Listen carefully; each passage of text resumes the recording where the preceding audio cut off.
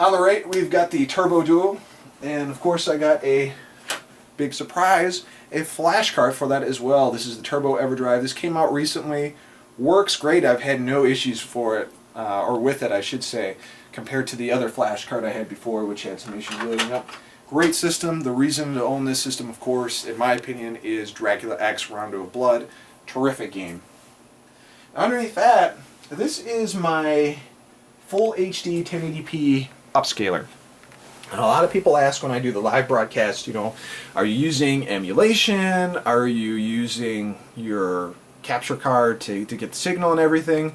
And the question is, or the answer is, anytime you try to use low-end audio or video stuff that, for example, only has like composite out and everything, and you try to put it through an HD capture card like a Hodgepodge or other stuff, it looks like shit. It looks muddy, it looks nasty, and there's no real way to upconvert it. We get one of these, and this actually allows you to not only upconvert the signal to 1080p, it allows your capture card quality recordings from the old stuff to look fantastic, and it also looks great on the TV. A lot of retro gamers refuse to play games on LCD TVs, and that's because they really do. They look like crap. Something like this is the best way to remedy that problem if you absolutely have to play on an LCD TV. And I play on an LCD, or I should say HD TV in general. Now, as well as my CRTV, I'm able to display both, and it looks pretty decent. So that is an option if you're looking to record your actual game consoles in decent quality. There's other ways to do it. This is the way I found it. And it really helps because it's got VGA, it's got composite, it's got S-Video, it's got component, and it all goes out to one very nice HDMI source, which makes it great for the jungle of cables. You can see it cuts down on that stuff amazingly. Down below we got the Sega Dreamcast. What can you say about the Sega Dreamcast? It's a system that just didn't get appreciated as much as it should have. And it's a classic, and next to it is its spiritual successor, in my opinion, the Xbox. Same kind of deal, same kind of quality of games and stuff, just didn't take off as well as it should have. And obviously, you know, the 360 came out after that, and Microsoft really proved their worth with this system. But this is another system that's very underappreciated. You can do a hell of a lot of it with emulation, mod chips, and all sorts of stuff. It's still a great system to have. A lot of fun, especially with the fact that it has the great networking capabilities built right into it. Now down here in this jungle of wires you see down below, somehow, somewhere, a signal goes to my computer and my two TVs. And it's a pain in the ass to try to keep everything organized and put together, I will say that. And one of these days, I will find a way to get these wires to look a wonderful, wonderful picture, but it's not happening right now because I don't have the time. Here's some PS Vita stuff, and well, PS Vita is PS Vita. Hopefully they bump up the experience a little bit more game-wise for that, because there isn't much of it right now. Alright, so we talked about all the system stuff, at least on these two racks, really quickly here. We'll talk about this rack here, and we'll kind of start. It's a nice rack. We'll start from the bottom of the top. Very, very, very nice Saturn Virtua Stick here. This is probably one of the best joysticks I've used for the Saturn, especially if you compare it to its American release. You know what I really like about joysticks like this? This video just got really, really awkward all of a sudden.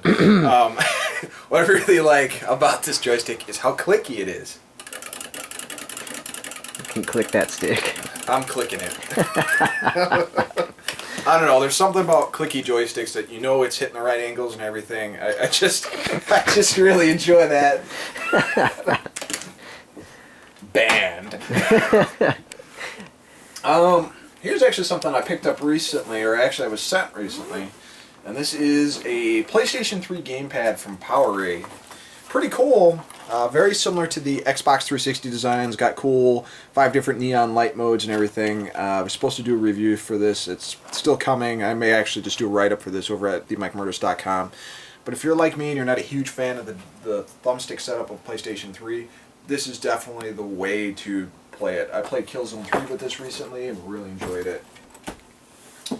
Up top here, Famicom system. Love my Famicom. If you're a Game Center CX fan, you probably enjoy the Famicom as much as I do and as much as Areno does, right? Next to it, a Famicom disk system, and this is one of those things I was telling you about that I use the RF. The reason I am so drawn to a Famicom is because it looks so different from its NES brother, and the fact that the controllers are tethered in, and the fact that it has a freaking microphone in it on controller too is just cool to me. It really is. What is the microphone used for? One example is there were karaoke games that you would actually be able to sing and the game would recognize. One of them is, what's a good example off the top of my head? It's not a karaoke game, but it's a game both of us know very well, and that is The Legend of Zelda. Do you remember, I believe it's the pole vices?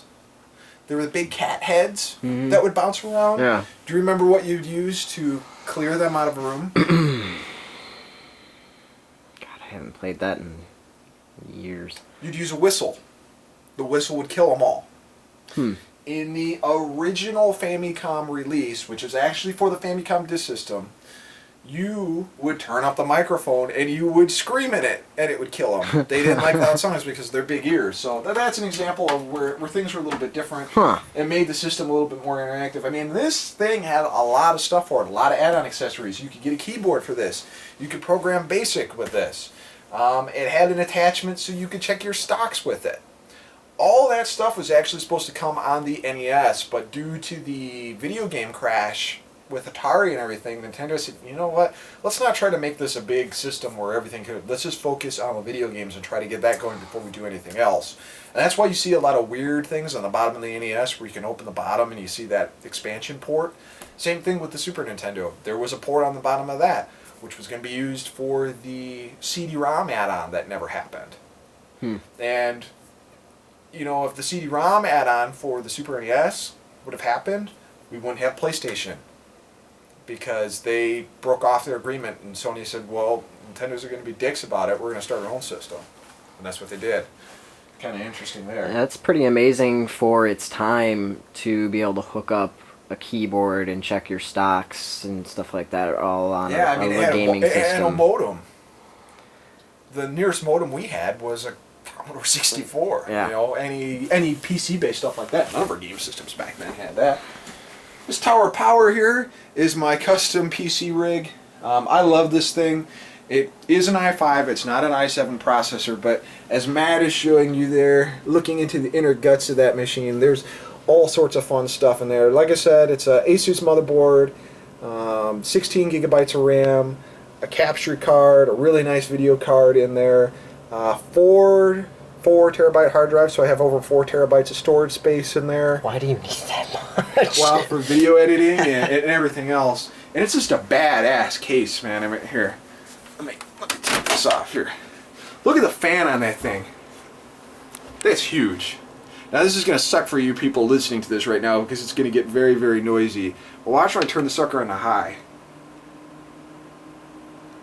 It's like a diesel engine. It takes a minute to warm up.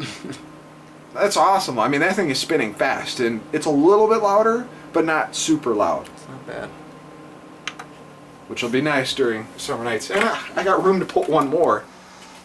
You could have a full-fledged disco on your PC. Oh yeah. It's always a disco in here anyway.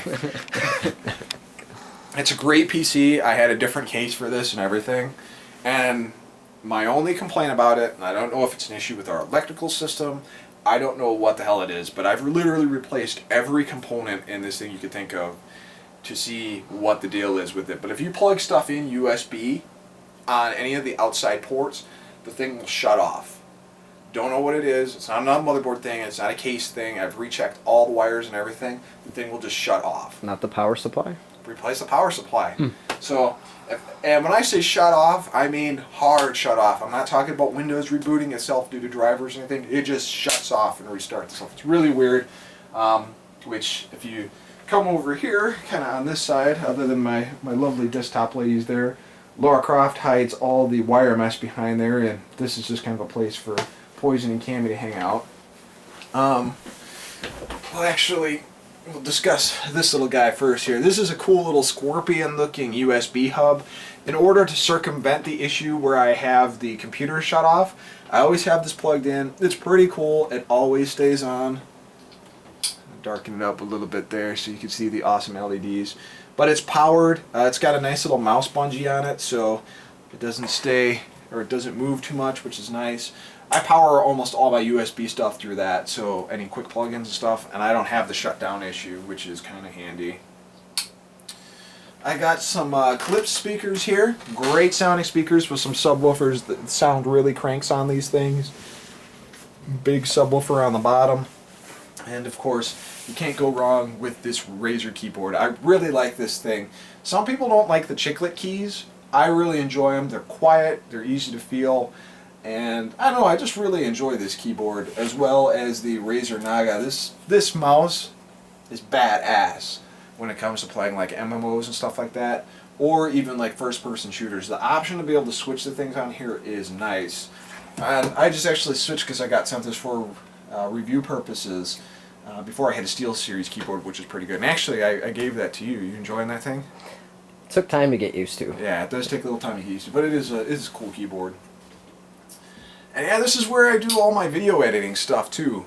I got the two screens here, obviously, to do most of the video editing, as well as playing and general web surfing and stuff. But this is kind of the heart of my PC gaming, as well as my video editing. And if you're wondering what kind of capture cards I use, well, I use two of them actually.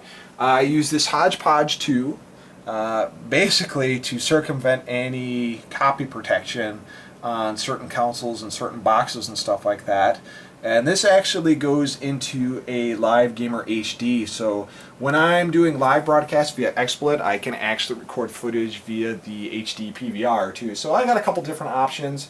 As far as plus or minuses, I actually like the original Hodgepodge better. The issue with the original unit is that they do not have HDMI in or HDMI out, which is the kind of the standard for a lot of stuff and what my HD Upscaler box uses. So that's the big reason I went to that. But it's a great computer, and this desk I've had for You've had that since you lived at Mom and Dad's. yeah, so I've probably 15, 20 years. At least 15 years I've had this desk. This desk has been through a lot, and you can tell, but there's just no desks out there that are this shape, this size, that can hold the amount of monitors and other crap in it that work really nice.